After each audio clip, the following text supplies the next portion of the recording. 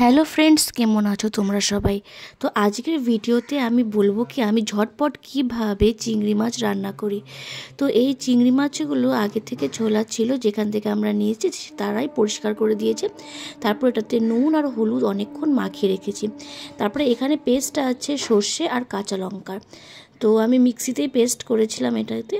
তো এইটা এখন আমি এই মিক্সচারটা যে আছে সর্ষে আর কাঁচা লঙ্কার, সেটা আমি চিংড়ি মাছটার মধ্যে দিয়ে দেবো। কিছু না, প্রচণ্ডভাবে সিম্পল। আমি এটা আমার মার থেকে শুনেছি, আর খেতে দুর্দান্ত। আপনারা যদি হয় একবার ট্রাই করবেন, ঠিক আছে?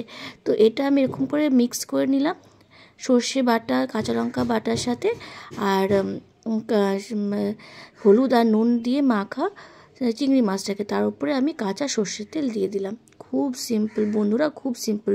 তারপরে এটার উপরে আমি জিরের গুঁড়ো দিয়ে দিলাম। বাটাকে এখন করবে, জিরের গুঁড়ো ছিল, জিরের গুঁড়ো দিয়ে দিয়েছি। তারপরে গোটা 3টে, আর আপনাদের যদি ঝাল বেশি ভালো লাগে তো যেভাবে আপনারা চাবেন সেভাবে কাঁচা লঙ্কা দিয়ে দিন। তো আমি 3টে কাঁচা লঙ্কা দিয়েছি। তো এটাকে ঠিক করে একটুখানি মেখে নিলাম। খুবই ইজি, খুবই ইজি। পেছনে ঢক ঢক আওয়াজ আসছে, নিচে মাছ কাটা হচ্ছে, তাই জন্য এরকম আওয়াজ আসছে। তো তার মধ্যে আমি একটু হলুদ দিয়ে দিলাম। তো এই হলুদটা এরকম করে মেখে রাখার পর নাথিং, জাস্ট কড়াইয়ের মধ্যে কড়াইটা একটু অনেক গরম হবে না, মিডিয়াম গরম হবে। এই কড়াইয়ের মধ্যে ওই যে মিক্সারটা করে রেখেছি সেটা ঢেলে দিলাম। ব্যাস হয়ে গেল মাছ। আরে কাঁচা না, মানে আর এটাকে একদম কম আঁচে ঢেকে এটাকে রান্না করতে হবে। তো আমি এরকম করে দিয়ে গরম কড়াইয়ের মধ্যে, মিডিয়াম গরম কড়াইয়ের মধ্যে আমি যেটা বানিয়ে রেখেছিলাম মাছের সর্ষে বাটা এসব দিয়ে, তো ওটা আমি দিয়ে দিলাম। তো দিয়ে দেওয়ার পর এখন এটাকে আমি সিম করে ঢেকে রাখবো।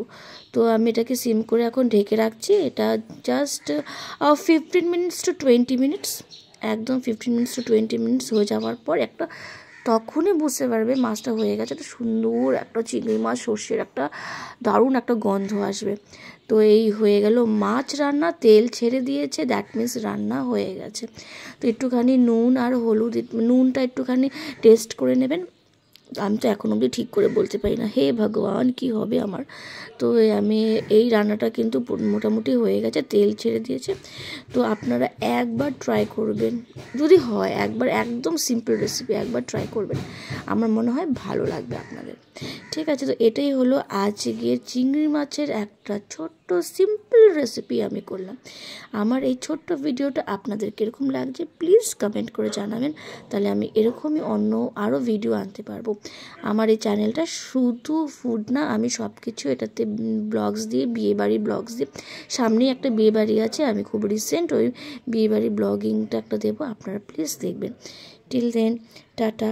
ওর হ্যাঁ, আরেকটা কথা, এটা খেয়ে এরকম রেসিপিটা চিংড়ি মাছটা খেয়ে কীরকম লাগলো প্লিজ জানাতে ভুলবেন না। টাটা।